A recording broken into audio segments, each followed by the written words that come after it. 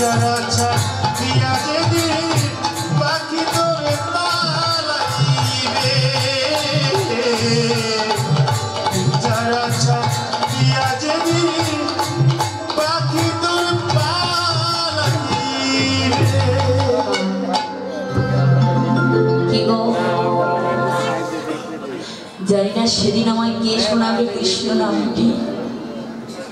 তাই বাবা এখন থেকে যদি ভগবানকে স্মরণ করতে না পারি, এখন থেকে যদি কৃষ্ণ নামটা জপ করতে না পারি, অন্তিমে কোনোদিনও পারবো না গো।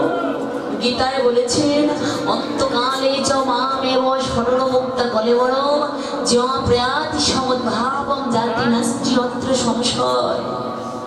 অন্তিম কালে যারা আমার নাম স্মরণ করিতে করিতে মৃত্যুবরণ করে তারা কেবল আমাকেই প্রাপ্ত হয়। কিন্তু বাবা আমরা কজন অন্তিমকালে ভগবানকে স্মরণ করতে পারি?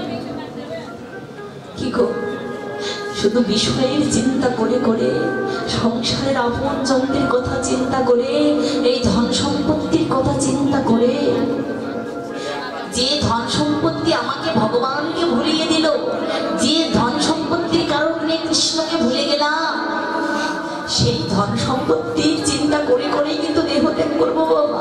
সেদিন মনে পড়বে না ভগবানের কথা? পড়বে। তাই বাবা বলছি এই জনজগতের ধন সম্পত্তি যে বড় বিপদ।